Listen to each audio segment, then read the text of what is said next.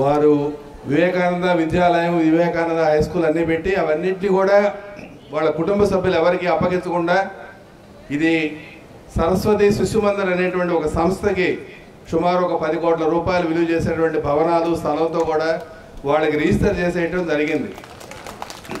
నేను ఎప్పుడో కొనేటప్పుడు 100 రూపాయల స్థలాన్ని బడి అంటే వాళ్ళు ఎవరో 50 రూపాయలకి ఇచ్చారు. ఇది నా బిడ్డలకి చెందకూడదు, ఇది బడిగానే ఉండాలి అన్నారు వారు. ఒకటే మాట. వాళ్ళ పిల్లలు ఎంతోమంది మా పేరుతో రాయండి, మేము కరస్పాండెంట్గా ఉన్నామంటే ఎవరికి ఉండేదానికి లేదయ్యా, ఇది రేపు మీ తర్వాత అయినా సరే అమ్ముకుంటారు, ఇది ఇట్లా ఉండేదానికి లేదు, ఇది సరస్వతి శిశు మందిర్ అనేటువంటి ఒక సంస్థకి ఇచ్చేశారు. వారిని ఇప్పటికీ దాన్ని రిజిస్టర్ చేసి పక్కాగా అన్నీ కూడా తయారు చేశాడు.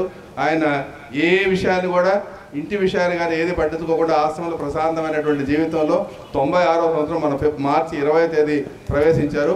వారికి పాదాలకు నమస్కరిస్తూ స్వామి ధన్యవాదాలు, మీరు మంచి విలువైనటువంటి సమాచారాన్ని కూడా అందించారు.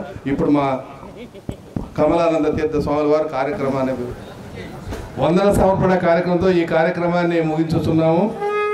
ఈనాటి ఈ కార్యక్రమానికి ఎంతో వ్యయ ప్రయాసాలకు వచ్చి సుమారు 36 అనుబంధ సంస్థల నుంచి భగవాన్ సత్యానంద మహర్షుల వారు పట్ల, శ్రీ సత్యానందాశ్రమం పట్ల అచంచలమైనటువంటి భక్తి విశ్వాసాలతో చాలా సుదూర ప్రాంతాల నుంచి వ్యయ ప్రయాసాలకు వచ్చి వచ్చినటువంటి మీ భక్తజనులందరికీ కూడా శిరస్సు వంచి మీ పాదాలకు నమస్కరిస్తున్నాను. అలాగే సాధు మహాత్ములు ఎంతోమంది మా యొక్క కార్యక్రమాన్ని ఆహ్వానించగానే శ్రీహరి తీర్థ స్వామివారు యొక్క కోరికను మన్నించి ఇతడికి విచ్చేసి ఎన్నో చక్కటి ప్రవచనాలు వారు మనకి వీణులు విందుగా చాలా శోభాయమానంగా చక్కగా చెప్పారు.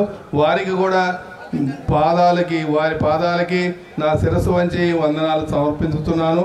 అలాగే వేద పండితులు రామచంద్ర శర్మ గారు వారి యొక్క టీముతో మా గ్రామానికి విచ్చేసి మాలో ఒకరిగా ఉంటూ ఈ కార్యక్రమాన్ని చాలా దిగ్విజయంగా నడిపి ఈ యొక్క కీర్తిని ఎంతో ఇనుడిపజేసినటువంటి వారి యొక్క పాదాలకి నా శిరస్సు వంచి ప్రణామాలు చేస్తున్నాను. అలాగే ముందుగా ఈ ఆశ్రమానికి విచ్చేసి విశ్వక తీర్థ స్వామివారు మరియు రామకృష్ణ అడ్వకేట్ అయినటువంటి వారు ఇక్కడికి వచ్చి ముందుగా వారి కొద్దిమంది సహాయాలని తీసుకొని వచ్చి ఈ యొక్క ఆశ్రమంలో ఉన్నటువంటి చాలా శుభ్రతనంతా కూడా చేసి ఒక శోభాయమానంగా తీర్చిదిద్దినటువంటి వారు ప్రధాన భూమికి పోషించారు. విశ్వక తీర్థ మరియు రామకృష్ణ గారు, వారికి ధన్యవాదాలు. అలాగే ఈ కార్యక్రమాలన్నిటికీ కూడా ఉభయకర్తలుగా వ్యవహరించినటువంటి వారందరికీ కూడా మా యొక్క పాద నమస్కారాలు తెలియజేస్తున్నాను. అలాగే వంట మాస్టర్లు మా రవీంద్ర సారు హైదరాబాద్ నుంచి వంట వాళ్ళని ఇక్కడికి ప్రత్యేకంగా తీసుకొచ్చి తెలంగాణ వంట ఆంధ్ర వంట కలిపి రకరకాలుగా కమ్మగా మనందరికి కూడా చేసి పెట్టినటువంటి వారందరికీ కూడా మావిళ్ళ రవీంద్ర వారికి కూడా హృదయపూర్వకమైన ధన్యవాదాలు.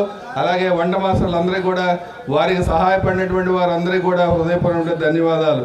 అలాగే బొంబాయి నుంచి అతి ప్రయాసకు వచ్చి ఆయనకి ఎన్నో పనులున్నప్పటికీ కూడా వీడియోగ్రాఫరు వారి దంపతులు ఇక్కడికి వచ్చి మనందరికీ కూడా ఇదంతా జరిగినటువంటిదన్నీ కూడా షూట్ చేసి దీన్ని యూట్యూబ్లో లైవ్ చేస్తూ ఎక్కడెక్కడో ఉన్నటువంటి వాళ్ళందరూ కూడా చూసేటువంటి విధంగా వారు ఏర్పాటు చేశారు.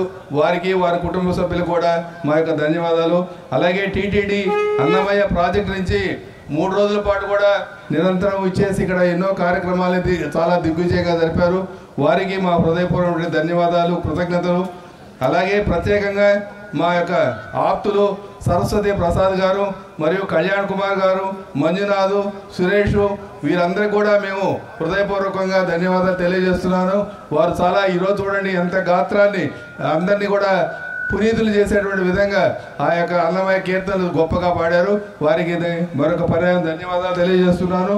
అలాగే ఎలక్ట్రిసిటీ డిపార్ట్మెంట్ వాళ్ళు మనకి ఎటువంటి ఇబ్బంది లేకుండా కూడా 24 గంటలు వసతి, నీటి వసతిని కూడా చక్కగా కల్పించారు. వారికి ధన్యవాదాలు. ఈ యొక్క షామియానాలు అన్నింటి కూడా రేణుకా హైరర్స్ వారు చాలా చక్కగా శోభాయమానంగా తీర్చిదిద్దారు. వారికి కూడా మా హృదయపూర్వక ధన్యవాదాలు.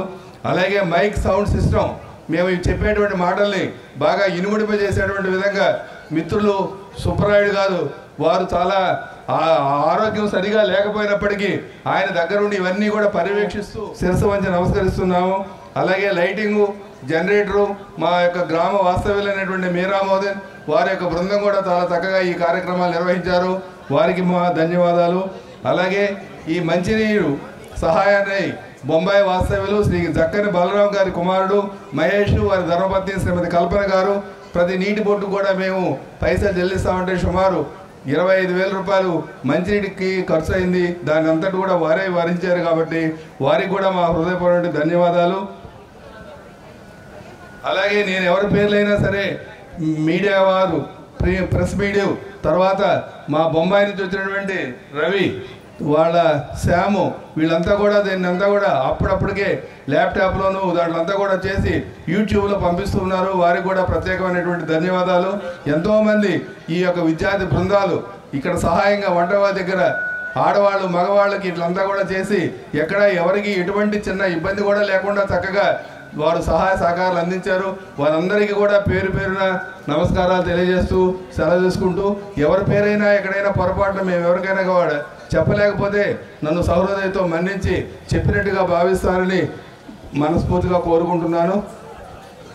ఎందుకంటే వాళ్ళ పని ఉదయం లేయటం, కరెంటు ఉందా లేదా చూసుకోవటం, 4 గంటలకల్లా మోటార్ ఆన్ చేయటం, అన్ని ట్యాంకర్లు నిండినాయా లేదా చూసుకోవటం, ఎక్కడైనా కొడా లీక్ అవుతుంటే అవి బిగించడం, అవన్నీ కూడా చక్రధరు, ఆ విజయ్ అనేటువంటి వాళ్ళు దగ్గర ఉత్తరాఖండ్ నుంచి వచ్చి ఇక్కడ మనకు ఎంతో సర్వీస్ చేశారు.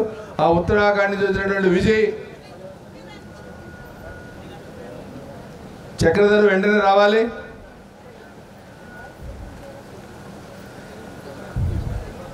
చక్రధరు, విజయ్, మీరందరూ అక్కడే కూర్చోండి, ఎవరు ఎక్కడా లేని అక్కర్లేదు.